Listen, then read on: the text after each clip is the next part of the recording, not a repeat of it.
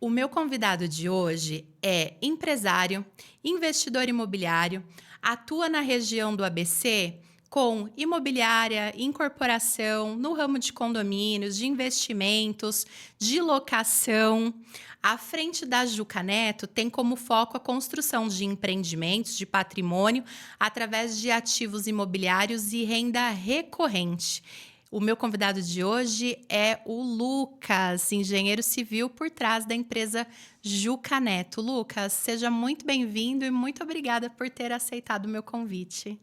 Oi, Débora, obrigado pelo convite, por estar aqui, é uma honra, fico muito feliz. E vamos bater um papo muito legal. Que bom que você encontrou aí um tempinho na sua agenda, né? Porque para quem está à frente de tantas coisas aqui, a imobiliária, é a administradora de condomínio, a incorporadora e a construtora também, né? E aí tá correndo quando você não está viajando, porque como eu costumo dizer, o Lucas tem rodinha no pé, né? Adoro. Não é inveja, não, tá? Só um Não, eu tenho pouquinho. certeza disso. Só um pouquinho, só um pouquinho. Lucas, conta pra gente aqui, quem que é o Lucas, né? Porque aqui eu apresentei o profissional, quem tá por trás de todos esses setores aí. Mas quem que é a pessoa do Lucas? Eu sou o pai da Luísa, né? Eu tenho 37 anos, estou fazendo 37 agora, dia 22 de maio, daqui 2 semaninhas. Sou pai da Luísa, minha princesa de 8 anos, sou marido da Kátia, minha esposa, há 13 anos já que a gente está junto. Eu sou engenheiro civil, né? Sou corretor de imóveis e eu sou apaixonado no mercado imobiliário, né? A gente vai falar um pouco sobre isso, mas eu aprendi a gostar muito desse mercado. Além disso, como você mesma disse, eu tenho rodinha no pé, né? A minha grande paixão da minha vida mesmo é viajar. Eu amo viajar e não só pelo turismo, mas por conhecer como as coisas funcionam em outros lugares, né? Quando você muda de uma cidade para outra, você já tem uma diferença de cultura, uma diferença de funcionamento muito grande. Quando você viaja para outros países, você percebe isso, e isso é o que é a minha paixão, que eu gosto muito. Esse é meu grande hobby. Então, esse sou eu. Estou sempre inventando alguma coisa nova por aí. Que hoje tá aqui no podcast, à noite você vai olhar o Instagram, tá no aeroporto. Isso Amém. acontece muito. Deus Muito. abençoe sua profecia na minha vida. Lucas, à frente de todos esses nichos que você atua com equipes e tudo mais, como é que você enfrenta a pressão do dia a dia? Olha, Sem ser viajar. sei se viajar, né? Eu treino muito, eu gosto muito de atividade física. Treinado bastante todo dia, ou eu estou na academia, ou estou correndo, ou estou fazendo alguma coisa. Esse é o meu passatempo para dar uma aliviada. Mas eu tenho buscado fazer um exercício que é a gente tem que se divertir no processo, né? Aquilo que não nos dá, mesmo na pressão, que não nos dá prazer, a gente tem que avaliar, né? Então, não é que eu estou conseguindo fazer isso ainda não, tá? 100%. Eu estou buscando conseguir me divertir com esse processo e buscar fazer aquilo que só me dá prazer, aquilo que a gente gosta de fazer, né? Eu vejo você aparecendo no Instagram com tênis. É tênis que você tá jogando? Eu Ou comecei aprendendo? a jogar tênis, Estou aprendendo ainda, sou bem novinho ainda, mas eu estou treinando uma vez por semana, eu estou treinando. Já conseguiu colocar na rotina aí como hobby? Toda sexta-feira não virou uma paixão ainda, mas virou um esporte que eu estou gostando muito de aprender e conhecer. Tá Que legal, tá bacana. legal, tá legal. Que bacana. Lucas, você já disse que é engenheiro civil, né? De carreira, de formação.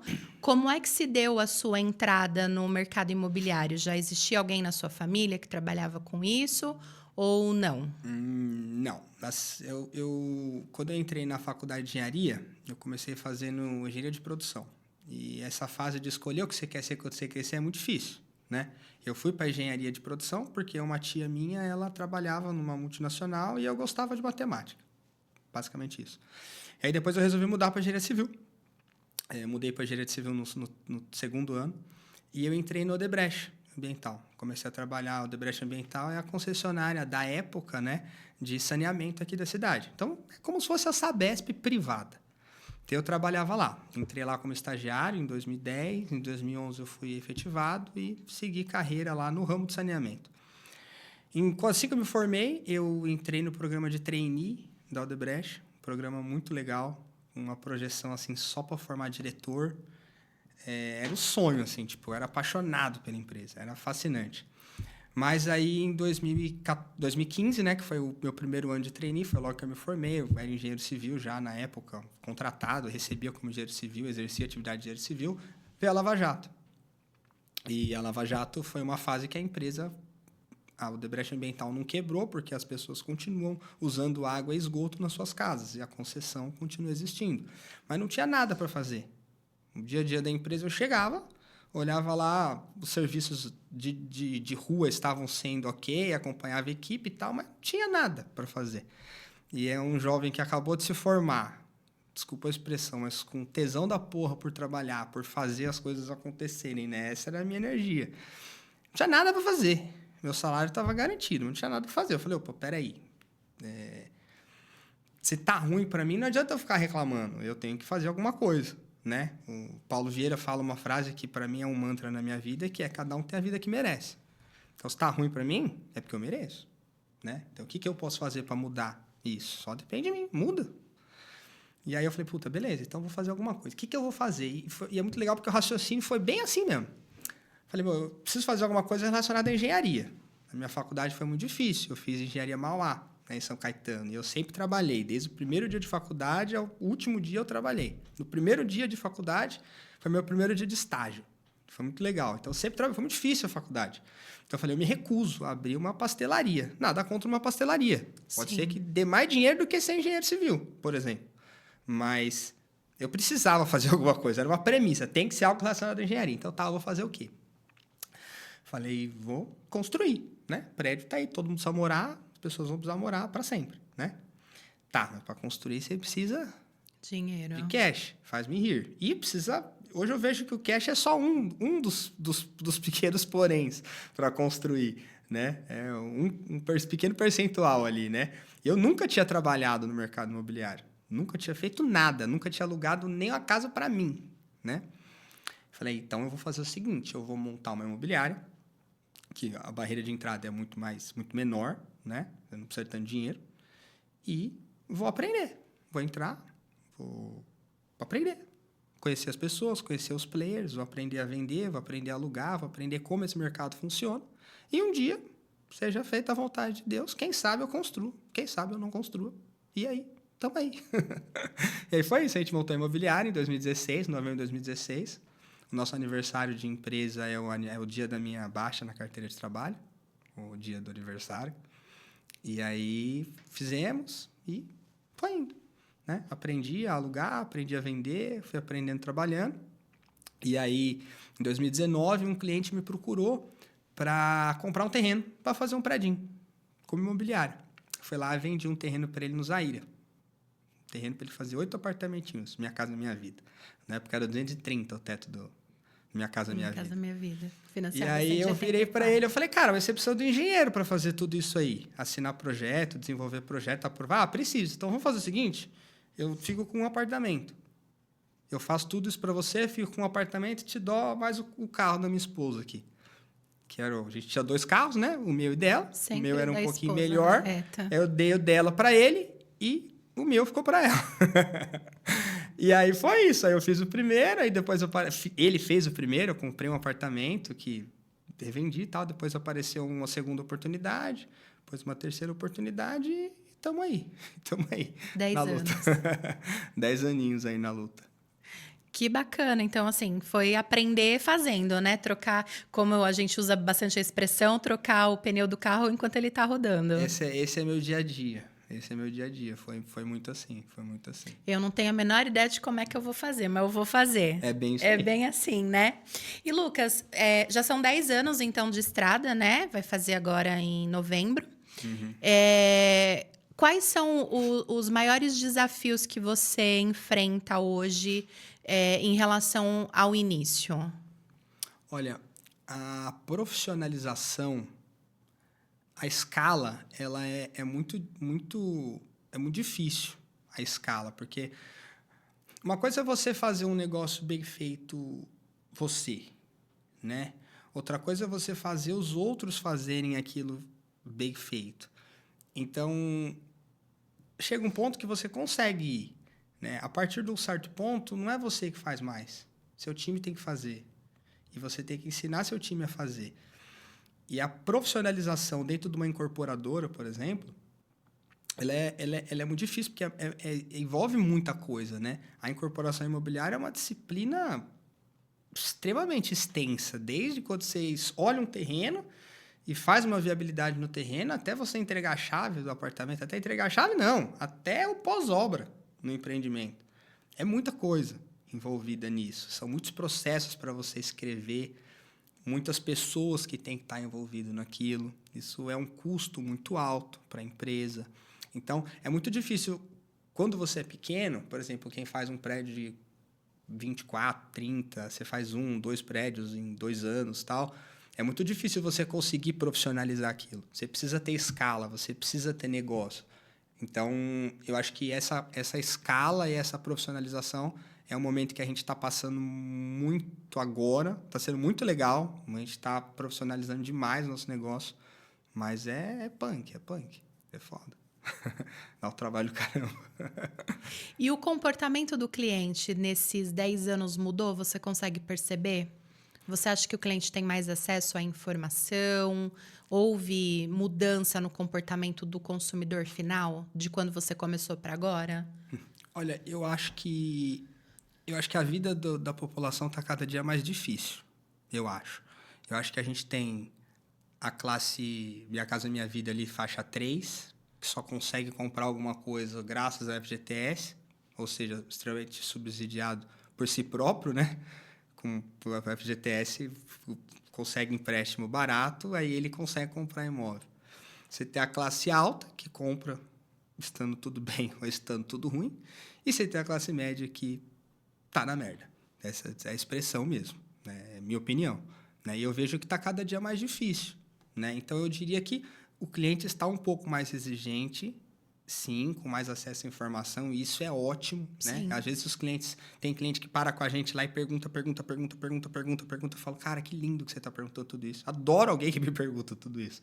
Porque a gente é até chato, assim, a gente é muito certinho em tudo que a gente faz. Busca ser o mais correto possível. E quando algum cliente pergunta e a gente tem a oportunidade de mostrar e falar, é bom. Entendeu? Mas eu sinto que está mais difícil para o cliente. A minha situação não é nem questão comportamental, é questão de poder de compra mesmo. Eu acho que cada dia está mais difícil para o cliente, entendeu? Até porque com a situação do FGTS, cada vez libera mais FGTS, cada vez libera saque aniversário, antecipação de saque aniversário, também a questão do outro empréstimo que foi criado, agora vai liberar valor do FGTS para pagamento de dívida. O segundo desenrola em menos de 3 anos, se eu não me engano, né? Porque a população está endividada. Então, hoje, o maior vilão de quem vai comprar imóvel é o endividamento. Perfeito. E aí você você vai fazer... E aí o custo de você construir um empreendimento novo, ele está muito alto. Você vai fazer um apartamento aqui em Mauá de 50 metros quadrados, se for lançar aí... Você não lança 10 em Mauá, você lança 8. Pô, é 400 mil reais um apartamento de 50 metros, sabe? O cara comprar um imóvel de 500 mil reais, 400 mil reais, qual que é a renda que ele precisa ter? Então, hoje em dia, para o cara comprar um imóvel de 400 mil reais, ele vai financiar, que ele financie 300, o cara tem que ter uma renda de mais de 10 mil reais, familiar, né? Aí, se a gente for pegar a nossa pirâmide de faixa de renda, né? Percentuais da população, quantos por cento da população tem uma renda familiar de 10, 12 mil reais? Sim. Né? E aí, o cara ainda tem que pagar a escola do filho, plano de saúde, mercado... Então, eu sinto que isso que está dificultando um pouco. Minha Casa Minha Vida, a gente vende. Produto barato, a gente vende sem nem brincar. Sem dificuldade nenhuma. O que eu tenho de estoque hoje é só apartamento caro. Apartamento barato, se eu tivesse, eu vendia. Agora, estoque, que não chega a ser alto padrão, né? Porque não é o público que a gente atua aqui. Mas o estoque que eu tenho é isso. Só isso. Entendeu? Tem um jargão na internet, eu não sei se a frase é dele ou ele reproduziu, que é o Eduardo Felsberg, né, o Duda, que ele fala que quanto mais tempo passa, mais caro o imóvel fica e menor ele fica. É isso né? Você disse aí que há 10 anos atrás, quando começou, os apartamentos custavam 230 mil e era na faixa de 50, 52 metros quadrados. 10 anos depois, a gente tem apartamentos aí 350, 370, porque o próprio Minha Casa Minha Vida, ele ajuda a população, mas ele também ajuda a aumentar os preços, né? Sem dúvida. Cada vez que os tetos aumentam, os imóveis também aumentam. Então, os que a gente tinha na faixa de 350, houve a elevação no dia 22 de abril desse ano, né? De 26 para 400 mil na faixa 3. Então, a gente já tem apartamentos aí na faixa de 360, 370 e para que Minha tabela do meu lançamento era 350, subiu, opa, joga para 370, daqui 2 meses é 400. Sim. Porque precisa, não tem o que fazer. Na verdade, a gente joga isso porque tem que ser, porque está muito caro, o custo da construção está muito caro. Sim. Você vai para Santo André, por exemplo, eu estou falando de valores de R$8 mil, que são valores altos ainda para Mauá, mas se você for para Santo André, é mais de R$10 mil o preço no médio padrão, né? O pessoal de Santo André vai lançar R$16 mil o metro quadrado do alto padrão. Sim. É dinheiro demais. Muito tá dinheiro. caro as coisas. E se você pega, o construtor tá rico. Não, bicho, a margem não é 20%, 25%. Não é uma margem absurda, não. É que as coisas estão muito caras mesmo. E quem paga o pato no final das contas é o povo, que fica mais difícil comprar, né? Com certeza. E aí você mencionou sobre o lucro, né? O que sobra efetivamente. Para o Lucas, corretor de imóveis, o empreendimento começa quando o memorial de incorporação está registrado no cartório, o material de divulgação está pronto para começar a divulgar e encontrar clientes para o empreendimento. O Lucas, engenheiro civil, começa na hora que ele começa a desenhar o projeto e o empreendimento começa a ter vida no papel. Como incorporador, quando é que começa o empreendimento? Eu queria que você falasse um pouquinho sobre a jornada do incorporador. Ele começa quando você olha para o terreno, assim. Por exemplo, eu tenho um terreno aqui em Mauá, num amigo meu, que ele já aceitou comigo 2 vezes, mas é um baita terreno, 3.500 metros. Poxa. Já aceitou comigo, acho que 3 vezes para falar desse projeto. E aí, quando você olha, você fala, puta, dá para fazer isso, dá para fazer aquilo, dá para fazer aquilo outro. Então, eu acho que começa quando você olha para o terreno mesmo e resolve caçar um problema, né? Mas depois do terreno, depois da negociação, que não costuma ser breve, principalmente se tem herdeiros, né? Ou irregularidades, que não é muito difícil achar imóvel irregular em Mauá. Então, negociado, conseguiu ali fechar os números, né? Bateu a conta. Depois vem a fase de projeto, tem a fase antes do projeto ainda vem viabilidade, né? Viabilidade de projeto, viabilidade jurídica. E aí, até esse momento, por exemplo, de lançamento, qual é o tempo que está oculto aí que as pessoas não enxergam? Isso é difícil de explicar para os terrenistas, inclusive.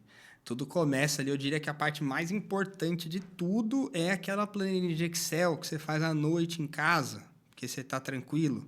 Antes de fechar o terreno, é a viabilidade do comecinho de tudo, lá no comecinho de tudo. Quando você vai fechar o terreno, você já tem que saber até quantos carros vão caber ali dentro, com uma margem de segurança ainda antes da aprovação, né? Eu acho que antes da gente se profissionalizar, a gente vai muito, apareceu o terreno, vou fechar, acho que dá.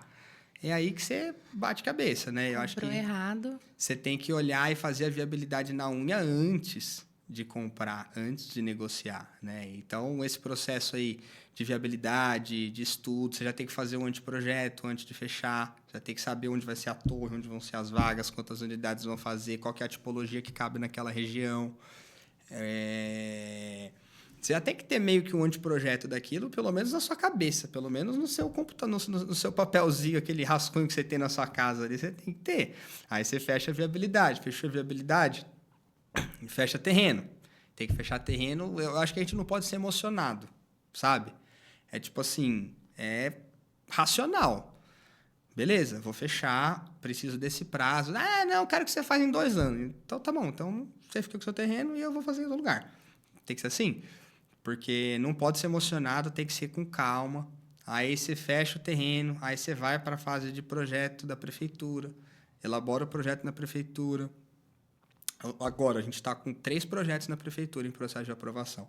Um deles saiu o primeiro Comunix. Eu já vi que o primeiro Comunix está tranquilo. Mandei para a Caixa, porque é onde a gente busca funding. Hoje a gente trabalha com a Caixa. Para esse produto, que vai ser Minha Casa Minha Vida, é Caixa. Então, mandei para a Caixa. Agora a gente está na fase de engenharia da Caixa, né? Já foi feita a vistoria lá, estamos vindo um comentário da Caixa, o primeiro comentário. Vai vir o primeiro comentário, eu vou falar, opa, não teve nenhuma alteração substancial no projeto. Prefeitura, pode emitir o alvará, porque lá na prefeitura já está, tipo, quer alvará? Só seguir, né? Então, aí emite o alvará. Aí você conclui e avança o processo na Caixa. Depois do processo de engenharia da Caixa, você sabe como é bem rápido, né? Tem fase jurídica, tem as formalizações, aí a gente começa em paralelo com a parte comercial, né? Que é começar a soltar um pouco do projeto, ir para o RI, preparar um meeting, preparar o lançamento. Então, são muitas etapas, né? Cada uma dessas etapas tem muitas particularidades. A obra está lá na frente, a obra é o de menos. A obra está lá na frente. A obra é depois de um ano. Eu diria que de quando a gente fechou um desses projetos que está na prefeitura, a gente fechou 3 projetos em períodos muito concomitantes, assim, muito próximos, né? Fechou em outubro. Eu estou em maio, não aprovei o projeto. E não estou enrolando. O prefeito disse que estava rápido no acto. Mas tá não.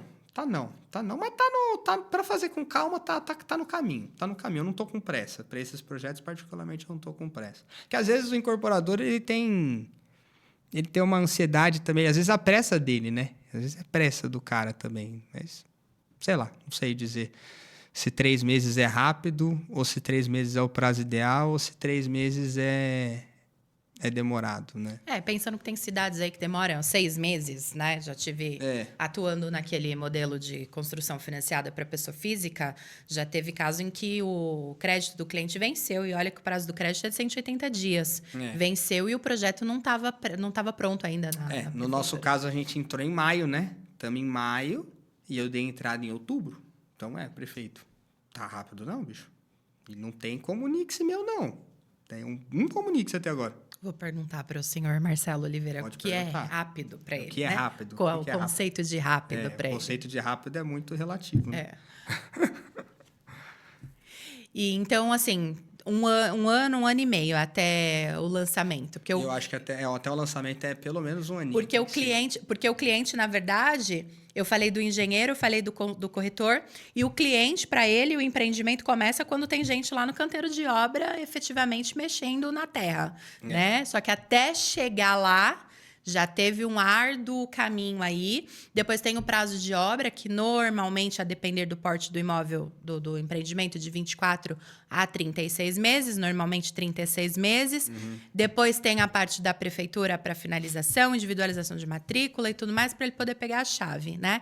E aí, para o cliente, ele recebe a chave, vai fazer a reforma, vai mudar para o apartamento, e o incorporador ainda tem o pós-chaves, tem o pós-obra, tem o prazo de garantia. Então, a incorporação é uma longa jornada para sobrar cerca de 20% que você começou a falar lá no início, né? Então, às vezes, a gente tem que colocar isso muito na conta também, porque você fala, vou fazer um empreendimento de 100 milhões, que vai me dar 20%. Beleza, é 20 milhões. Agora, você divide esses 20 milhões aí ao longo todos esses anos. Né? Não estou reclamando, a gente está analisando como funciona esse negócio só. Mas você fala aí de pelo menos um ano até lançar. Dá para fazer antes? Dá. Depende do momento de cada um. Se você aperta, fica lá na prefeitura, e aí aprova, você sai antes, dentro dos 3 meses que o pessoal fala. Às vezes sai em 4, né? Mas você tem todo um planejamento para fazer empreendimentos maiores, que é o que a gente está buscando fazer agora. Então, você fala de um ano ali, até aprovar, né? Aí você tem Caixa. A gente já teve empreendimento da Caixa quando teve a mudança do Bolsonaro para o Lula, que estava para assinar. Estava lá na Caixa. O gerente ligou, Lucas, tá aqui. Vamos fazer um consórcio? Vamos sair. Né? Passou um ano e não assinou. Não tinha nada de errado. Uma coisa é não assinar porque tem alguma coisa de errado. Né? Você vai atrás para resolver errado ou a se resolver, né? Porque é muito detalhe. Mas ficou um ano parado. Mas aí muda presidente do banco. Então são gestão, muitas variáveis, né? Então, eu acho que falar de um ano, aí beleza. A gente está com uma esteira de 3 lançamentos. Então, eu vou lançar um, vou lançar outro, depois outro. Vou lançar os 3 ao mesmo tempo. Então, isso entra também na nossa conta, né? Aí, depois disso, você vai para a fase de obra. Que aí, você não pode fazer... A gente, com dinheiro, você até faz a obra rápido. A obra não é o mais difícil do mundo, não. Com dinheiro, você faz a obra rápido. Você consegue fazer a obra em 24 meses, por exemplo, com dinheiro no bolso. Só que o cliente consegue pagar? Não, se você Com faz um 24 fluxo parcelas? muito apertado, Então, a gente tem que montar um fluxo para o cliente que não seja muito apertado, né? Então, você precisa considerar uns 30, 36 meses de obra. Às vezes, você precisa esperar um pouquinho para começar a obra para dar os 40 meses do cliente. Às vezes até desacelerar a obra no meio Às do vezes caminho. até desacelerar a obra no meio. Só que se a gente... Porque também tem a questão dos juros de obra, né? O cliente paga a parcela da entrada para a construtora, mas ele também paga os juros para o banco, quando repassa para a Caixa. Se a gente acelera muito, o cara começa a pagar as 2 parcelas muito rápido, complica a vida dele. Sim. Né? A gente está entregando empreendimento agora em junho. O que eu já fiz de renegociação... Tipo, chega a parcela final, tem uma parcela de 10 mil, uma parcela de 6 mil. O cliente, puta, quebra para mim 3 tal. A gente tá fazendo para todo mundo. Porque a vida do povo tá difícil. É verdade. Inclusive, eu quero até fazer uma observação aqui acerca dos juros de obra, que foi mencionado pelo Lucas. Tá circulando nas redes sociais um vídeo até feito por uma correspondente bancária que viralizou, falando que os juros de obra é opcional. E aí viralizou, obviamente, porque foi falado algo que as pessoas queriam ouvir, porque nós sabemos que existe um termo bonito usado aí pelos corretores, como evolução de obra, que não está errado, seguro de obra, que não existe, esse termo está errado, é juros de obra. Os juros o cliente vai pagar durante a obra, não vai ser reduzido do saldo devedor, não é possível amortizar, então não é opcional. Inclusive, está previsto no contrato e o incorporador, inclusive, é fiador. Se o cliente não pagar, o incorporador paga. A questão é que, depois do Habite-se, havia construtoras que demoravam para finalizar o empreendimento com a individualização de matrícula, recolhimento de impostos, e o cliente, às vezes, mudava, recebia chaves, mudava-se para o imóvel e continuava pagando juros de obra. A Caixa, então, resolveu, né, para mitigar esses problemas, criou-se um MO, que é um formulário da Caixa, onde o cliente pede para sair da fase de obra e ir para a fase de amortização. Mas a premissa é pós-Habite-se, porque no Habite-se o cliente já está pagando o valor da parcela cheia dele. E nesse MO, precisa da assinatura do comprador e também do construtor, porque o construtor só vai autorizar a saída da fase de do juros de obra para amortização se o cliente também tiver adimplente com as obrigações assumidas. Então, não é opcional, é obrigatório, mas lá no final, caso esse cliente esteja adimplente com a construtora e a construtora autorizar, sim, é possível. Agora, no começo, nem é vantajoso para o cliente, porque se ele sai dos juros de obra e vai para amortização, ele já tem a parcela cheia dele para pagar para a Caixa. E ele também está pagando a entrada para o construtor, então não vai fechar conta. Os juros de obra também é interessante. Assim como o prazo, os clientes muitas vezes querem que o empreendimento seja entregue antes, mas se você fala que entrega em 36 meses e com 24 você entregou, o cliente precisa trazer o saldo devedor dele para agora e quitar você à vista, o que também não é possível, né? Então, só queria fazer esse adendo aqui, porque não é opcional. Ele é obrigatório, mas ele também existe para poder facilitar a vida aí do comprador, que se não fosse dessa forma, muitas pessoas não conseguiriam comprar, né? Precisam do ajuste aí. Tem construtoras até que fazem o inverso, né? Uma forma, o juros de obra é crescente, às vezes a entrada é decrescente, mas o mais importante é que o fluxo seja interessante, porque em algum momento vai combinar as 2 parcelas ali, o cliente vai estar pagando as 2 parcelas, isso não pode prejudicar também o orçamento dele, porque se ele comprar e deixar de pagar, ele vai ter um problema, né? É o que ninguém quer, né? A gente quer que as pessoas comprem e sejam muito felizes no imóvel. Para isso que a gente faz. Exatamente. Né? Para que dê tudo certo no final.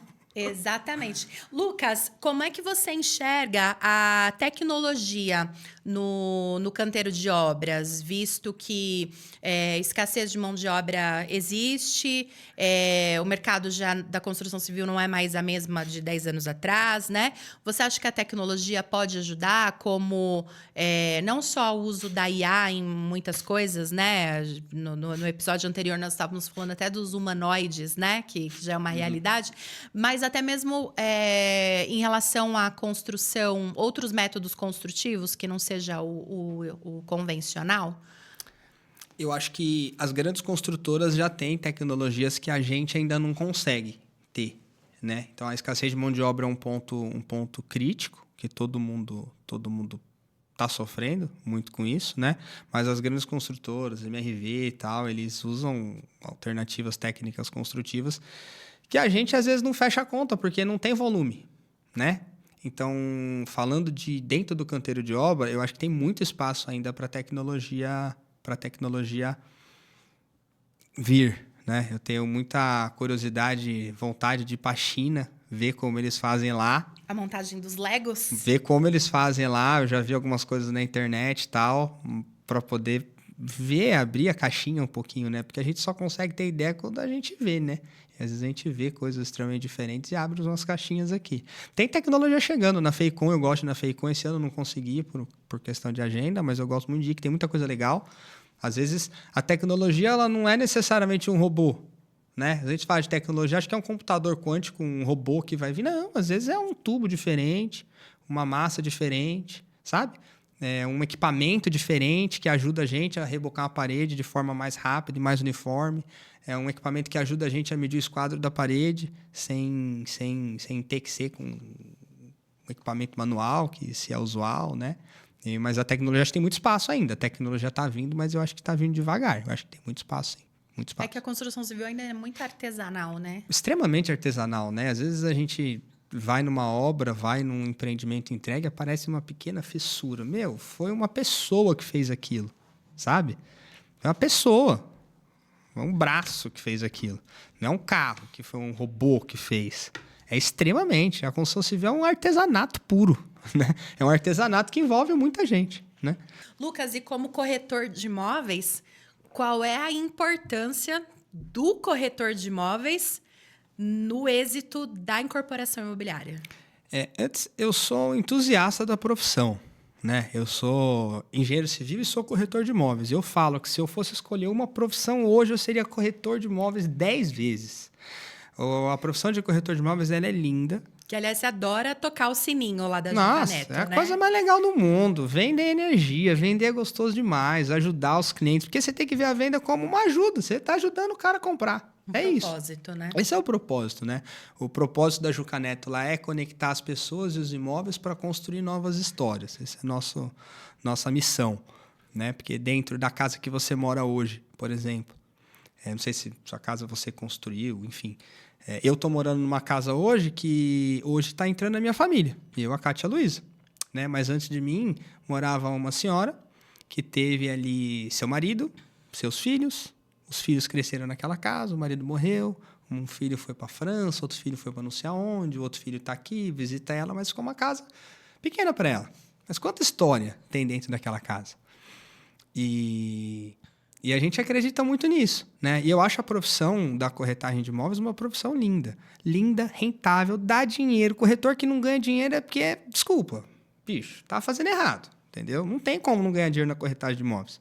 Dá dinheiro pra caramba. Você tem uma flexibilidade de tempo, você quer sair de férias, você sai de férias, ganha dinheiro já, vou sair de férias agora. Você consegue viver além de trabalhar, né? Você tem que ter muita disciplina, não é para qualquer um, Sim. Né? Mas venda não é dom. Tem gente que tem dom, mas venda é processo. E eu gosto muito de venda, e eu gosto muito da corretagem. Então, voltando para sua pergunta, o corretor é essencial. O corretor é o nosso primeiro cliente. A gente vai lançar agora o Treviso de Itália, né? Um empreendimento que a gente está para lançar agora em maio. E a gente já fez um meeting para os corretores. A gente já fez uma premiação agressiva para os corretores. E é eles que têm que comprar o produto, né? Esse papo aí de que, o corretor... Eu vejo a galera pagando pouco pro corretor, pagando pouco para imobiliário, não preciso desse cara, não, bicho. Ele é seu parceiro. O corretor é essencial para o negócio. O corretor é o meu primeiro cliente. Eu preciso vender para ele o produto para que ele venda para o cliente. Quem vai vender meu produto para o cliente é o corretor. E eu vou vender para o corretor. Então, o corretor é essencial. Perfeito. E puxando sardinha para o meu lado, né? Qual é o papel do correspondente bancário O nessa? correspondente bancário é muito essencial também, porque não adianta nada, principalmente nesses empreendimentos no qual a gente vende também o crédito, né? Se o correspondente bancário não tiver agilidade, não tiver atenção aos detalhes, porque não é só manda o olerite aí a prova, né? Você tem... É uma profissão extremamente técnica, né? Eu já fui correspondente da Caixa, fiz os cursos todos, fui correspondente, atuei por um tempo extremamente pífio comparado a você, né? Mas eu vi a riqueza de detalhes, né? O quão técnico é isso. E o correspondente bancário é extremamente vital. Não adianta nada o corretor trazer um monte de cliente, o marketing trazer um monte de cliente. O correspondente bancário não aprova nada, né? Então, agilidade, transparência com o cliente, é você que toca, é o correspondente que toca em pontos extremamente sensíveis para o orçamento do cliente. Sim. Então, o correspondente bancário também é uma peça-chave importante demais nesse processo. Perfeito. É verdade, você foi. Tanto que a gente não deixa a gente não deixa direto na agência, né? A gente tem uma correspondente bancário excepcional para ajudar a gente nos nossos empreendimentos, né? Você conhece? Conheço. Conhece? Da Ágil. Débora Pesotti. A profissão de correspondente bancário ainda não é muito conhecida, né? Eu costumo dizer que, assim, quando o cliente pensa em financiamento, ele pensa em caixa, inevitavelmente, ainda que outros bancos de varejo ofertem crédito para o cliente. Mas ele pensou em financiamento, ele pensou caixa. Quando ele pensa em caixa, ele pensa na agência, no gerente, porque o correspondente ainda não é muito divulgado, né?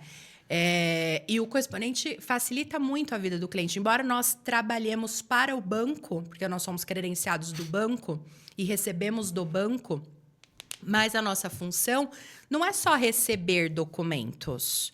A gente precisa pensar como um todo, né? Às vezes, colocar mais pessoas para compor renda pode ser uma estratégia.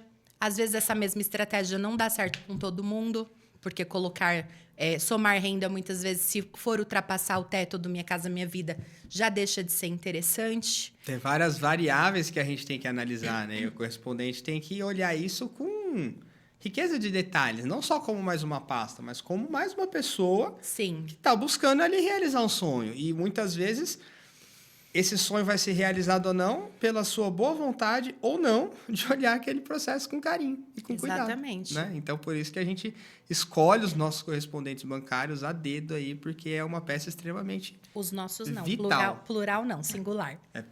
Eu usei a gente no plural no começo. Então, por isso que a gente escolhe a nossa correspondente, que hoje é a Ágil, a dedo, para poder cuidar dos nossos processos, dos nossos clientes com muito carinho. Muito bacana. Lucas, dentro desses 10 anos de atuação e dos empreendimentos que você já participou, teve algum específico que foi desafiador demais ou gratificante demais que você possa compartilhar conosco? Olha, cada um foi uma escola, cada um foi uma faculdade ali, viu? Cada um a gente teve um aprendizado incrível. Os 2 primeiros foram na pandemia, né? Os 2 primeiros a gente desenvolveu antes da pandemia e construiu na pandemia, né? Então, já deu BO aí, né? Deu aprendizado pra caramba aí.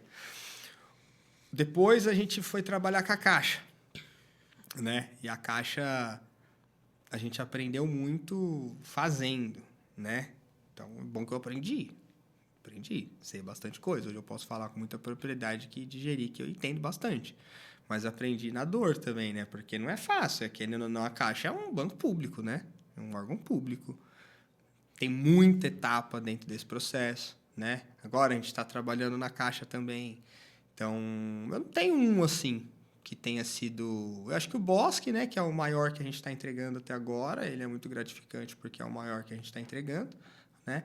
Mas eu tenho empreendimento particular meu, que é o que eu mais gosto, que é um condomínio com 15 casinhas de aluguel, que eu sou apaixonado nesse empreendimento. Construção sua e que não foi Construção minha, vendida. não, é meu, imóvel meu de renda, são 15 casinhas, um condomínio horizontal, né, com várias casinhas de aluguel, mas eu fiz muito bonito, ele é muito bonito, né? Aquelas casinhas com um monte de barraco, não.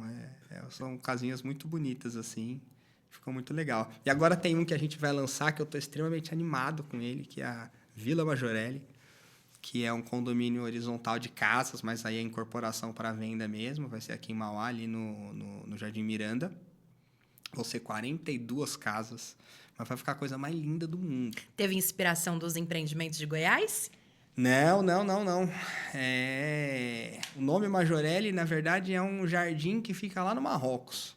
É um jardim feito por Yves Saint Laurent, né? Já deve ter ouvido falar desse cara aí. Já. E aí foi a casa dele. E ele tem um jardim muito bonito na casa dele. É um lugar público onde você vai passear e tal. E lá tem um jardim enorme. E aí eu gosto, quando eu vou buscar um empreendimento, como eu gosto muito de viajar, eu busco nomes de lugares que eu já fui, mas que tem uma boa sonoridade com o português, né? Que você vai falar edifício Auschwitz. Não tem nada a ver. Tipo, não, tem o contexto tal. O nome não tem sonoridade, né? Então, eu busco alguma coisa que tenha essa sonoridade. Então, a gente vai fazer uma vila de casas, mas elas vão ser extremamente aconchegantes, sabe? A gente buscou inspiração de umas casinhas lá da Espanha, que é divisa com Marrocos ali. Então, são casas fáceis de serem construídas. Eu não tenho um custo de construção muito alto, mas eu faço alguns acabamentos que são baratos, mas ela vai ter todo um estilo próprio, vai ter um paisagismo legal. Eu estou muito animado com esse projeto. Acho que é o que eu estou mais... Tá na prefeitura aprovando. Tá na prefeitura aprovando, mas esse ano ainda a gente vende. Se você quiser comprar um para investir, inclusive... Tô fica à pronta. vontade. Como é que você disse? É profecia? Recebo. Recebo. Lucas, a gente tem várias pessoas que nos seguem, alguns são profissionais, outros são os próprios clientes, né? A gente já está caminhando aqui para a finalização, já foram 47 minutos conversando. Ah, já? Antes de nós irmos aqui para as Muito bom falar com considerações você. finais, eu vou te falar uma palavra, você fala aí o que vem à sua cabeça. E aí, no final, eu quero te pedir para você dar um conselho para quem está começando, seja como engenheiro civil, seja na incorporação, seja no condomínio, seja no investimento, seja como corretor de imóveis, seja como viagem. Como você quiser, tá bom? Bate-bola rápido, família. A família é tudo, né? É o que nos move, o que nos faz acordar de manhã, o que nos faz aguentar a pressão que a gente aguenta todo dia. É o seu porquê, né? É. Time do coração. Palmeiras. Um hobby. Viajar. Um livro. Um livro, Empresas Feitas para Vencer, do Jim Collins. Esse eu ainda não li. Excepcional. Muito bom, muito bom. Agradeço a indicação. Muito bom. Deus. Deus é a força que criou tudo, né? Deus é tudo. Deus é o ar que a gente respira, Deus é o sorriso que está na sua cara, Deus é o que eu sinto quando eu olho para minha filha, Deus é o rabo do meu cachorro abanando, Deus é a folha da árvore, né? Deus é tudo. Um conselho para alguém que está começando na construção civil ou no mercado da corretagem e principalmente deseja se destacar no mercado, porque você hoje é um ícone do mercado imobiliário em Mauá, se destacou pelo trabalho, porque inicialmente perguntei se você começou porque alguém da sua família já tinha iniciado e você disse que não, então tudo que conquistou foi por trabalho, estudando, fazendo, errando, fazendo de novo, caindo, levantando, né?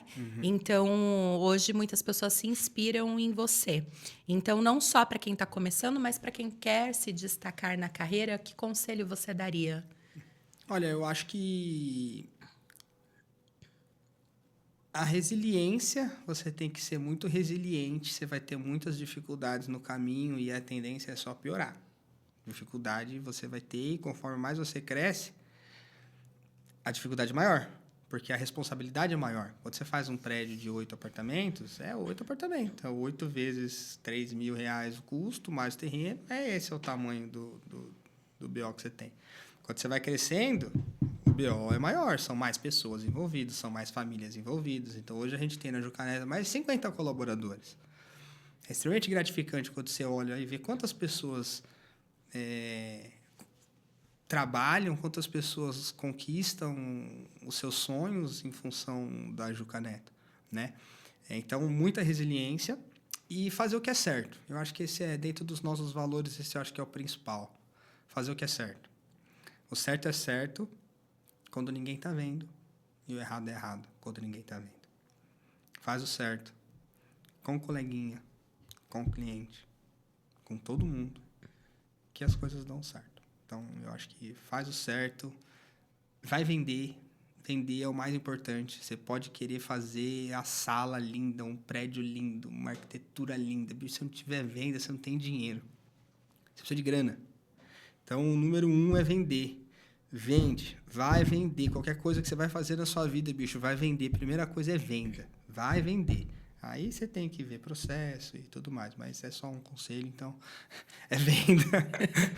E faz o que é certo. O que é certo quando ninguém está vendo, e errado é errado quando ninguém está vendo também. Então, é isso.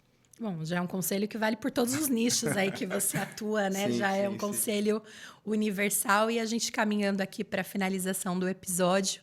Esse foi mais um episódio do ConstruCast. Se você ainda não nos segue, clica aí para seguir, compartilha, ative o sininho para que você receba a notificação dos próximos episódios. Lucas, muito obrigada por ter aceito o nosso convite. Muito obrigada por ter aberto esse espaço na sua agenda, estar aqui e aberto aí para suas considerações finais, inclusive para falar sobre o Treviso um pouquinho. Maravilha. Eu que agradeço. Obrigado. Obrigado, Débora, pelo convite. Fiquei muito feliz. É sempre muito bom estar com você. Tá aqui também, muito legal, obrigado. O Treviso de Itália, a gente está com uma esteira aí de alguns lançamentos, né? Agora em maio a gente tem o lançamento do Treviso de Itália, é um empreendimento no Vila Vitória com 52, 54 e 42 metros, vai ser um empreendimento muito legal. Corretor de imóvel, é empreendimento para vender, é Minha Casa Minha Vida. E para você que quer comprar o seu primeiro imóvel, é uma oportunidade incrível, o governo está colocando dinheiro no Minha Casa Minha Vida, tem crédito, taxa de juros está ótima para quem usa Minha Casa Minha Vida, o empreendimento vai ficar muito legal. Então, bora lá. É isso aí, obrigado pelo convite. Premiação muito boa também para quem é corretor de imóveis, Corretor de imóveis, você não sabe da premiação, procura a gente lá na Jucaneto, @Jucaneto Construtora, e a gente passa para vocês as informações, estamos tipo o Silvio Santos. Quem quer dinheiro, é só vender. Só vender. É isso aí, pessoal. Até o próximo episódio.